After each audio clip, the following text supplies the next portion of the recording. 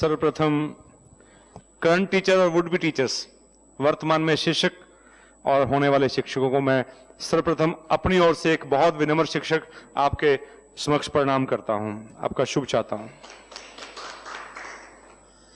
नाम लेना और नाम पढ़ना, नाम सुनना मजबूरी हो जाता है कई बार, लेकिन इससे ऊपर, नाम से ऊपर एक बात लिखी है, उस पर ध्यान हम सभी दें। It is a message which is important, not the messenger. किसने कहा इससे फर्क नहीं पड़ता, क्या कहा इससे फर्क बहुत पड़ता है।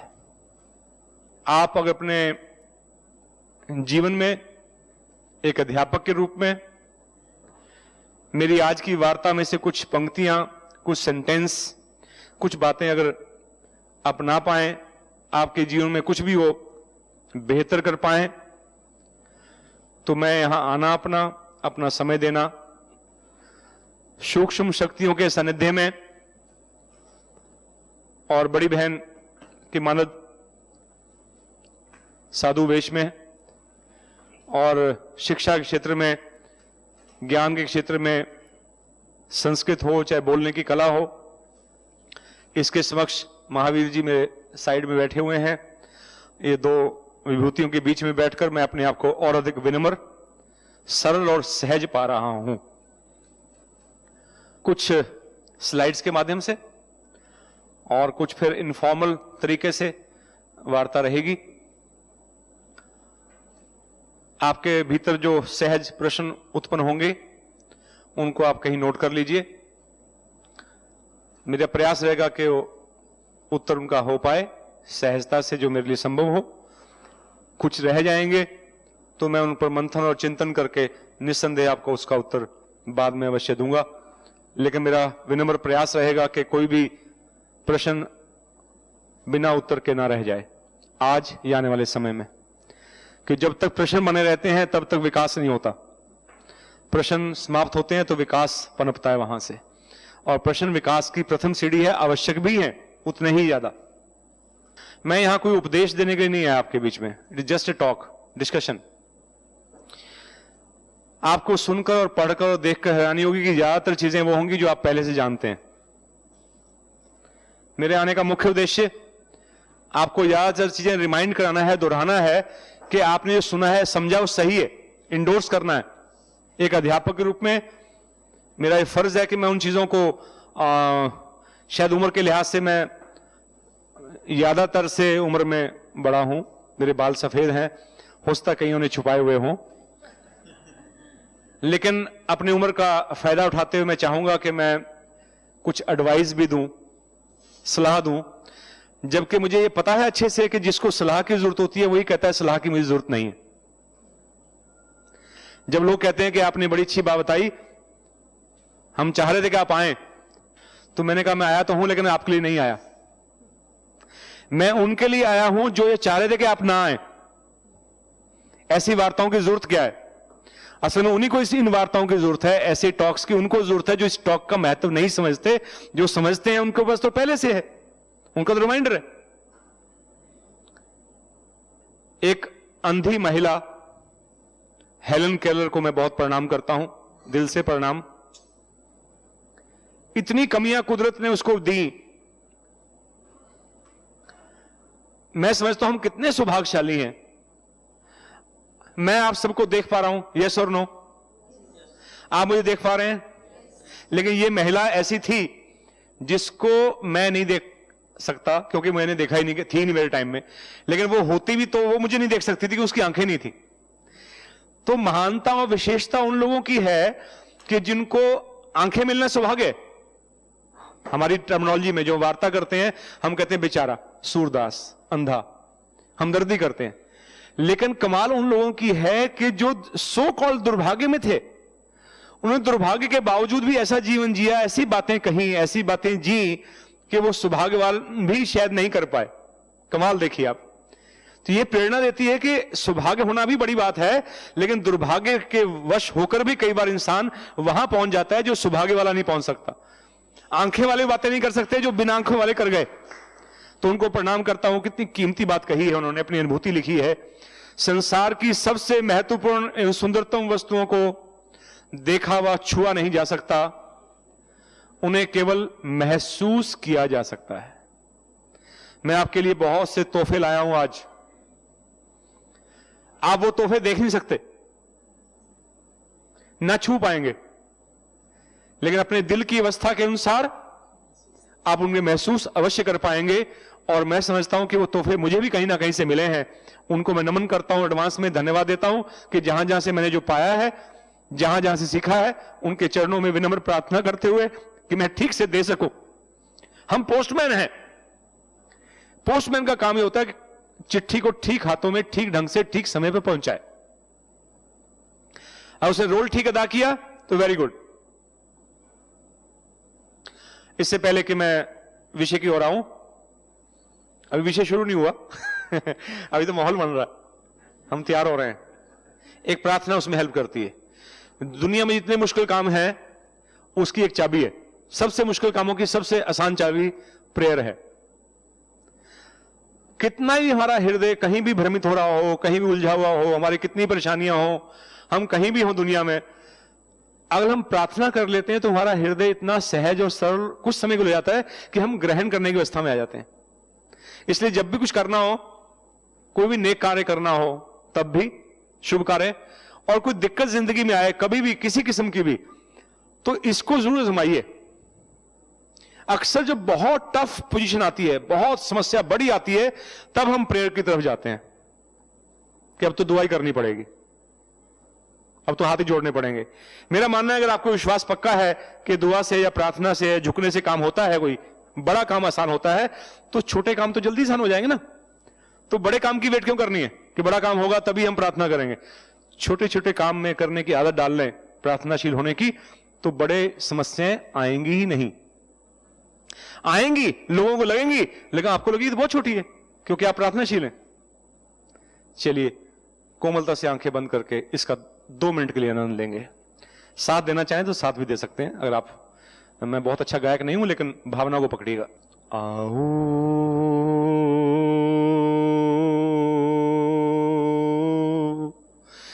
गाएं मिलकर, आओ गाएं मिलकर, हम सब जिससे हो सबका भला, हम सब जिससे हो सबका भला, हम में वह सब कुछ, हम में वह सब कुछ आ जाए जो करे सबका भला, आ जाए जो करे सबका भला। शुभ हो, शुभ हो, शुभ हो, शुभ हो, शुभ हो, शुभ हो, सबका शुभ हो।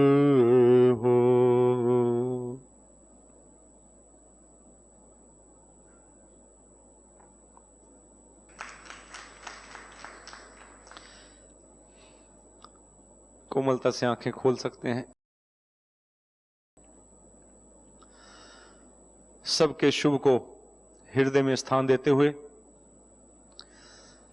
सब तक तो मैं नहीं पहुंच सकता, लेकिन आप सबके माध्यम से बहुतों तक पहुंच सकता हूं।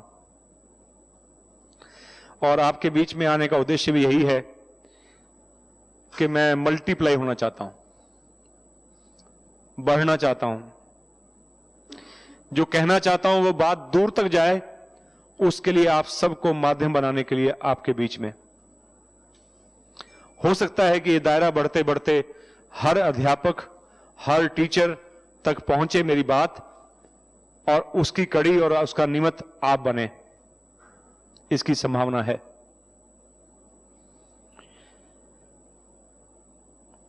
टीचर से सबसे बड़ी जिम्मेवारी और एक्सपेक्टेशंस एक्सीलेंस है।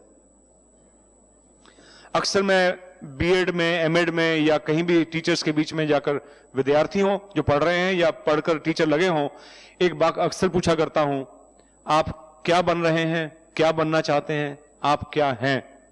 अक्सर कहता है इंसान मैं टीचर हूं, मैं टीचर बन रहा हूं।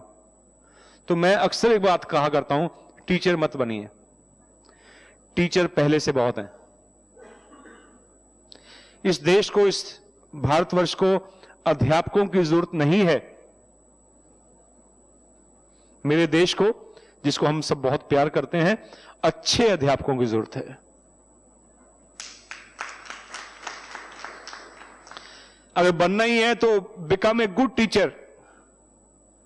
सिंपल टीचर टारगेट बनेंगे तो टीचर हर कोई बन जाएगा, बीएड हर की हो जाएगी, एमएड हो जाएगी, पीएचडी हो जाएगी, जॉब भी मिल जाएगी। लेकिन जब धारण किया होगा डे वन से, या जब भी, वो डे वन ही है जब आपने सोच लिया। अच्छा बनने की उम्र नहीं होती और गिरने की उम्र नहीं होती।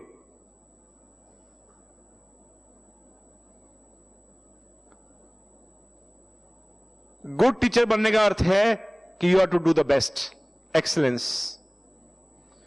और एक्सीलेंस कोई डेस्टिनेशन नहीं है, मंजिल नहीं है। Excellence is not a destination कि मैं एक्सीलेंट हो गया, नो, मैं बेहतर हो गया, मैं अच्छा हो गया, नहीं। ये लगातार एक ऐसी जर्नी है, एक ऐसी यात्रा है जो कभी खत्म नहीं होती। अब क्रिकेट में देखिए, अच्छा खिलाड़ी कौन है? जो उस दिन अच्छा खेलता है। आपने कितनी सेंचुरी बनाई हो तब भी कहते हैं इसको टीम से बाहर करो, बहुत हो गया है ना। टीम में हर बार प्ले करना है आपको, हर बार ठीक प्ले करना है, अपना बेहतरीन देना है। ऐसे अंतिम श्वास तक, जब तक आप क्षेत्र में हैं, और उसके बाद भी, हां, जब तक आप सेवाएं दे रहे हैं, जब तक वो समाज में खड़े हैं, आपको हर दिन बेहतर जीना है, एक्सीलेंट जीना है। और उसके लिए कई लोग ये कहा करते हैं कि मेरे पास योग्यता की कमी है,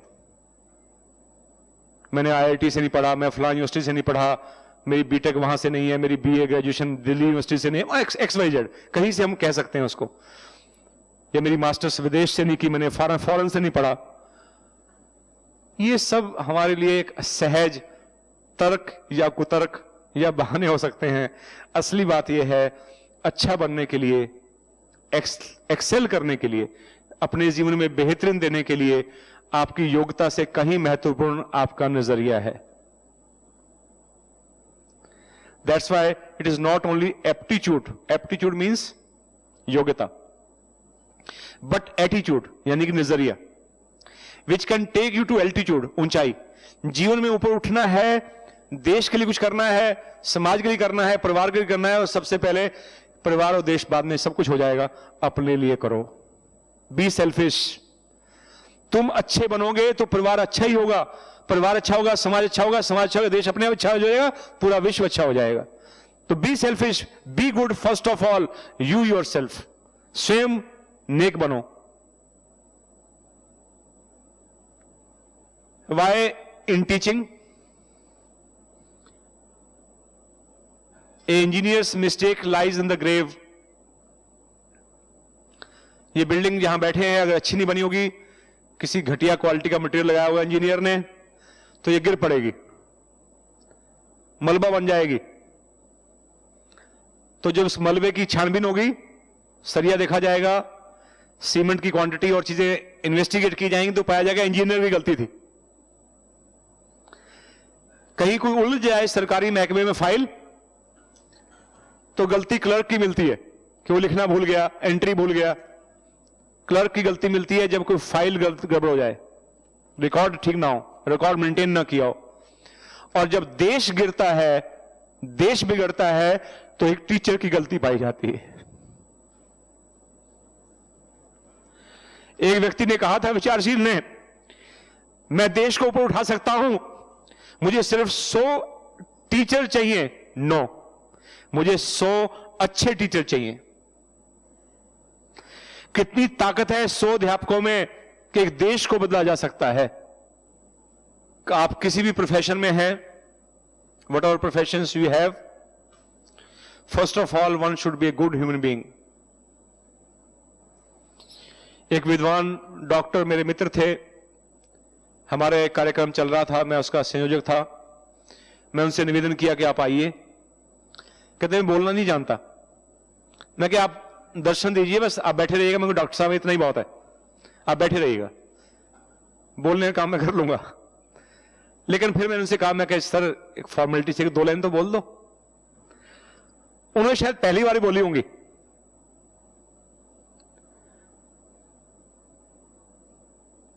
मुझे लगता नहीं शायद वो कहीं वक्ता रूप में कहीं गए हों, मेरा डाउट है मुझे। लेकिन मैंने वो लाइन हजारों जगह बोली। काम की बात मल्टीप्लाई होनी चाहिए। वो कहते जब मैंने 10th की अपना अनुभव बता रहे थे कि जब मैं 10वीं की मैं पिता के पास गया कि मेरा मेरिट आई है, डिस्टिंक्शन आई है, उन्होंने आशीर्वाद दिया पिता ने। मैं पिता से कहा, मैं कहा पापा, पिताजी या बाबूजी जो भी घर में कहते होंगे बाबूजी मैं क्या बनूं, क्या देखना चाहते हैं बेटे को आप आज से 10 साल बाद, किस कुर्सी बैठा हो, as a doctor, as a engineer, as a scientist, as a lawyer, as a politician, as a contractor. मैं 10-12 चीजें गिना दी जो भी पॉसिबल मुझे पता थी ये होती हैं। तो पिता शायद बहुत पढ़े लिखे नहीं थे, लेकिन समझदार बहुत थे। डिग्रियां नहीं थी, कई बार समझदारी से डिग्री का वास्ता नहीं होता, और होता तो कबीर अनपढ़ कहे जाते, लेकिन कबीर पे पीएचडी होती है। तो पिता ने बड़ी अच्छी बात कही, बेटा तेरी योग्यताओं का मुझे कोई शंका नहीं है उनके ऊपर, तू बहुत लायक बच्चा है, संस्कारी भी है, अच्छा बच्चा मेरा। लेकिन 10वीं के बाद ऐसी अवस्था आती है उम्र की, ऐसे पड़ाव आते हैं, ऐसे हालात बनते हैं, समाज का जो वातावरण है बाहर का, उन सबको देखते हुए तू कुछ भी प्रोफेशन पकड़ ले, तू उसमें कामयाब हो जाएगा, ये तेरी चॉइस तेरे पास रखता हूं। लेकिन कुछ भी बनने से पहले मेरा आशीर्वाद और मेरी इच्छा यह है तू अच्छा इंसान बन। अगर तू अच्छा इंसान बनेगा तो इंजीनियर कैसा बनेगा? अच्छा। अध्यापक बनेगा तो भी अच्छा बनेगा। डॉक्टर बनेगा तो कैसा बनेगा? क्योंकि basically you are good. When you are basically good, whatever you become, you will become good. और एक बात मैं आपसे और साझा करना चाहूंगा, इस दुनिया में प्रोफेशंस बहुत हैं, प्रोफेशन की बात चली है तो बताऊंगा आपको मैं, लेकिन 2 प्रोफेशन हैं जिनकी इज्जत ऑटोमेटिकली होती है, एक टीचर और एक मेडिकल। आप चाहे आरएमपी, छोटा डॉक्टर होता है दवाई लिखने वाला, वैसे गांव में आरएमपी, वो भी जब कहता है कि मैं डॉक्टर हूं तो इज्जत होती है। बहुत बड़ा सर्जन हो, बहुत बड़ा कोई और अलग बात है, डॉक्टर मीन्स डॉक्टर, चाहे कैसा ही हो। ऐसे ही अध्यापक चाहे प्ले स्कूल में पढ़ाता हो, प्री नर्सरी को पढ़ाता हो, एलकेजी को पढ़ाता हो, चाहे मिडिल में हो, चाहे वो यूनिवर्सिटी में हो, चाहे आईआईटी में हो, चाहे एमआईटी और स्टैनफोर्ड और बाहर के विदेशों में हो, टीचर इज टीचर। सारे टीचर एक क्वालिटी के हो जाएंगे, एक लेवल के हो जाएंगे तो कोई सिस्टम नहीं चल पाएगा। आईआईटी वाले क्या पढ़ाएंगे अगर नर्सरी और केजी नहीं होगा, मिडिल और हाई स्कूल नहीं होगा? तो हर टीचर का महत्व है, प्रोफेशन की इज्जत होनी चाहिए, और होती है। आप ट्रेन में, बस में बैठे हैं, साथ में व्यक्ति जा रहा है, उससे पूछिए आप क्या है, वो कहे मैं भाई कंट्रैक्टर हूं, मेरे 4 मॉल हैं, मेरे पेट्रोल पंप हैं, होंगे भाई, बात खत्म। लेकिन जैसे वो कहता है मैं टीचर हूं, सैलरी में भी 10,000 15,000, स्कूल में पढ़ाता है, लेकिन पता नहीं ऐसा क्यों मन में आता है, मेरे आता है कि सबके आता है, कि एक रिस्पेक्ट सी आती है, ये टीच करता है, ये पढ़ाता है, ये शिक्षक है, ये गुरु है। और डॉक्टरी की बात भी ऐसी है, जो डॉक्टर कहता है तो रिस्पेक्ट होती है, लेकिन कब तक, ये बहुत बड़ा महत्वपूर्ण प्रश्न यहां है कि वो सम्मान कब तक होता है स्वतः मिलने वाला। एक अध्यापक को, एक डॉक्टर को सम्मान तब तक मिलता है जब तक वो ये प्रूव ना कर दे कि वो ये बनने के लायक नहीं था। बन तो गया अध्यापक, लेकिन बनने की योग्यता उसमें नहीं थी, उसके अंदर वो कैपेबिलिटीज नहीं है, वो योग्यताएं नहीं है जो एक अध्यापक में होनी चाहिए। जब आप अपने जीवन से, अपने व्यवहार से प्रमाणित कर देते हैं कि मैं गलती से आ गया इस प्रोफेशन में, मैं डॉक्टर बनने लायक नहीं था, डॉक्टर बन गया, तब आपका सम्मान की उल्टी गिनती शुरू होती है, बल्कि अपमान भी आप अर्जित करते हैं। तो मैं सबके लिए साधुवाद देना चाहूंगा जो यहां पर अध्यापक हैं या बनने वाले हैं, कि कितना अच्छा नोबल प्रोफेशन है। और एक बात याद रखिएगा, इस प्रोफेशन में भी, क्योंकि नोबल प्रोफेशन है, बाकी सब प्रोफेशन कहे जाते हैं, इसे नोबल प्रोफेशन कहा जाता है, इसके साथ अटैच होता है शब्द नोबल। नोबल प्रोफेशन में रहकर भी अगर आप नोबल नहीं बने और आप खुश रहने की कला नहीं सीख पाए, तो ये इस प्रोफेशन का भी अपमान है, अपनी जिंदगी के अपमान है, टाइम की वेस्टेज है। ऐसा हमें नहीं करना। कहीं जिंदगी में खुश नहीं रह पाएंगे अगर हम इस प्रोफेशन में भी खुश रहने की कला नहीं सीख पाए। It's such a pure and noble cause. आपके सामने एक फिगर है, एक तरफ अंगूठे का निशान है, एक तरफ साइन है। आपको दोनों में अंतर पता है? जो अंगूठे वाला होगा पढ़ नहीं सकता क्या लिखा हुआ है। If you can read this slide, हो सकता है किसी को इंग्लिश नहीं आती हो तो, और हिंदी में लिख दी है, बात वही है। लेकिन हिंदी या अंग्रेजी जिस भी भाषा में लिखी हुई स्लाइड है, या जो भी आपकी मातृभाषा है उसको पहचानते हैं, जो लिखा हुआ अगर पढ़ सकते हैं तो आपको कृतज्ञ होना चाहिए उस अध्यापक के लिए, किसी अध्यापक के लिए जिसने आपको पढ़ना सिखाया। मेरे जीवन से मेरे अध्यापकों को माइनस कर दिया जाए तो इस डायग्राम में मेरा अंगूठा होता। एक बहुत महान वैज्ञानिक हुए हैं एल्बर्ट आइंस्टाइन, विश्वविख्यात, शायद साइंसदानों की दुनिया में उनका बहुत टॉप पे नाम आता है, और रिसेंट टाइम के हुए हैं, बहुत पुराने नहीं है। उन्होंने बड़ी अच्छी बात कही थी कि एक टीचर का सम्मान क्यों होना चाहिए। Those who educate children well are more to be honored than parents. उनका व्यू पॉइंट है कि माता पिता से भी बढ़कर अध्यापक का सम्मान होना चाहिए, क्योंकि माता पिता ने जीवन दिया, लेकिन जीवन को जीने की कला अध्यापक सिखाता है। जितने सो कॉल्ड प्रोफेशंस हैं वो सब सिखाए जाते हैं, और सिखाने वाला टीचर ही होता है। डॉक्टर को बनाने वाला डॉक्टर टीचर होता है, इंजीनियर को बनाने वाला भी एक टीचर होता है। सीए है, चाहे कॉमर्स का व्यक्ति है, चाहे किसी फील्ड का, आर्ट का, कोई भी टॉपिक लगा लीजिए, विश्व की कोई भी योग्यता है, यहां तक कि ड्राइविंग को सिखाता ही है।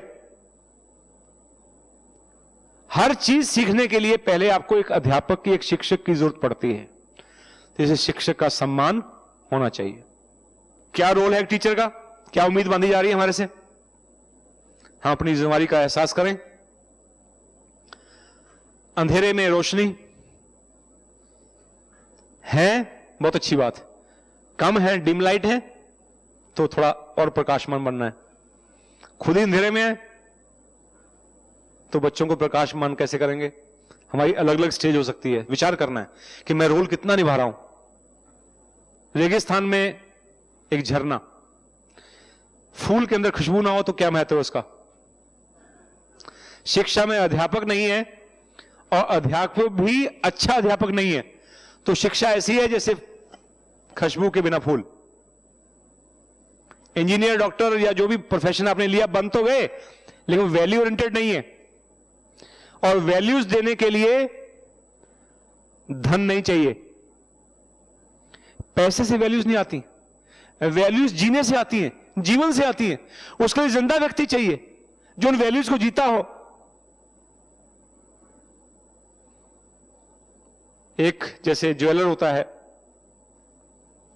जहां हम जेवर बनवाते हैं, वो प्योरीफाई करता है उस मेटल को, उसको कार्व करता है, सुंदर बनाता है। कोई मूर्ति कला जानता है, मूर्तिकार होता है, वो मूर्ति घड़ने की कला जानता है। ये सब अलग अलग हैं देखने में। आर्किटेक्ट होता है जो मकान या प्लॉट या की बड़ी बिल्डिंग को डिजाइन करता है और सुंदर चीज निकाल कर एक सोचता है, फिर निकाल कर निखार के लाता है आर्किटेक्ट। ये सब गुण एक अध्यापक में होने चाहिए। ये सब रोल प्ले करने हैं उसको। टैगोर साहब कहा करते थे, रविंद्रनाथ टैगोर ने बड़ी अच्छी बात कही थी, a teacher can never truly teach unless he is still learning itself. अच्छा टीचर बनने के लिए पूरी उम्र विद्यार्थी रहना पड़ता है। जीवन में हर कदम सिखाता है, हर मोड़ सिखाता है, हर चीज सिखाती है, चींटी से लेकर हाथी तक सब सिखाते हैं। सीखने वाला चाहिए। अहम को तोड़कर ही सीखा जा सकता है, अहम को तोड़कर ही विद्यार्थी रहा जा सकता है। A lamp can never light another lamp unless it continues burns on flame. एक जलता हुआ दीपक ही किसी दूसरे दीपक को जला सकता है, अन्यथा नहीं। जापान में बड़ी अच्छी कहावत है, बात जापान की हो चाहे मेरे देश की हो, अच्छी है तो फिर कहां से आई इससे फर्क नहीं पड़ता। मैंने पहले कहा था, मैसेंजर नहीं देखिए, मैसेज देखिए। कहां से आई, क्या फर्क पड़ता है? Better than 1000 days of A diligent student. एक इंटेलिजेंट स्टूडेंट होता है, डिलिजेंट होता है, जो इंटेलिजेंट भी है और मेहनती भी है, और स्मार्ट वाला मेहनती। 1000 दिन अगर उसने लगाए किसी काम को करने में, तो वो इतना बेहतर नहीं हो सकता एक योग्य टीचर का एक दिन उससे भारी पड़ता है। आप 1000 दिन मेहनत कीजिए, लेकिन अगर आप एक योग्य अध्यापक के पास एक दिन लगा लेंगे, वो ज्यादा कीमती है। एक और मेहरबान ने एक बात कही, अध्यापक वो है जो विद्यार्थी की, शिक्षार्थी की रिस्पॉन्सिबिलिटी लेता है, जिम्मेदारी लेता है, खाली विद्यार्थी की नहीं, अपने संस्थान की जिम्मेदारी भी लेता है जहां काम करता है, और उस प्रोफेशन की भी इज्जत करता है, उसकी भी जिम्मेदारी लेता है जिसमें वो हो रहा काम कर रहा होता है। आइंस्टाइन महोदय फिर आ गए, क्या फरमाते हैं, टीचिंग कैसे करें, कैसा पढ़ाएं? Teaching should be such that what is offered is perceived as a valuable gift, not as a hard duty. अब यहां हमारी जिम्मेदारी आ गई। हमारे से उम्मीद की जाती है एज ए अध्यापक के रूप में, विद्यार्थी को इस ढंग से चीज परोसें, इस ढंग से समझाएं, चाहे वो लेक्चर क्यों ना हो, है ना, कि उसके ऊपर बर्डन महसूस ना हो कि क्या मुसीबत आ गई। अगर आप कहें कि 15 मिनट रह गए हैं, वो हैरान हो, 15 मिनट रह गए हैं, नहीं सर प्लीज 15 मिनट और, ऐसे पढ़ाइए। क्यों घड़ी ना देखे, वो उसको बर्डन महसूस ना करे, बल्कि ब्लेस्ड महसूस करे कि मुझे बहुत वैल्यूएबल गिफ्ट मिल रही है, तोहफा मिल रहा है बेहतरीन। ऐसे पढ़ाइए। हम क्वेश्चन पेपर बनाते हैं, वाइवा लेते हैं, एग्जाम लेते हैं बच्चों का, तो क्या ख्याल रखना चाहिए? किसी भी पढ़ाई के बाद एग्जाम तो होता ही है। मैं ही आपसे प्रश्न पूछना शुरू करूं कि मैं 1 घंटे से बता रहा हूं क्या सीखा आपने, तो 2 एंगल हैं। एक वो मैं कोशिश करूं कि आपने क्या समझा और अप्रिशिएट करूं कि वेरी गुड, थोड़ा और आगे ले जाऊं। दूसरा यह कि मैं वो पूछूं आपसे कि जो मैंने बताया नहीं, या जो मुझे भी नहीं आता, और जो मुझे पता आप बता नहीं पाएंगे, और फिर मैं आपको रियलाइज कराऊं देखो आपको कुछ नहीं आता। दोनों हैं। आई एम मैकेनिकल इंजीनियर, हजारों प्रश्न ऐसे हैं मैकेनिकल इंजीनियर के जिनका उत्तर मुझे अभी भी नहीं पता। आपको प्रूफ करना हो कि मैं अच्छा मैकेनिकल इंजीनियर नहीं हूं, तो मैं पहले एक्सेप्ट कर लेता हूं भाई, क्योंकि इतना बड़ा क्षेत्र है ज्ञान का हर फील्ड में, कि उसका सारा पता होना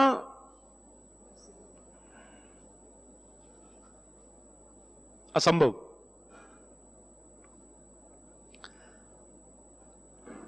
लेकिन हमने ढूंढना यह है, कभी आप टीचर हैं, कभी आप प्रोफेसर हैं, कभी आप वाइस चांसलर हैं, कभी हेड ऑफ डिपार्टमेंट हैं, जिस भी रोल में है, टीचर में भी ढूंढना है कि ये क्या कर सकता है। ये नहीं ढूंढना है क्या नहीं कर सकता, वही विद्यार्थी में भी ढूंढना है। Most teachers waste their time by asking questions which are intended to discover. पूछेंगे तेरा भाई एमटेक में टॉपिक क्या था, बीटेक में कौन से कोर्स पढ़े, या बीए में क्या पढ़ा, बीएससी सारा ढूंढ लिया पहले क्या क्या पढ़ा। अब क्वेश्चन कहां से पूछना शुरू किया, जो उसने नहीं पढ़ा।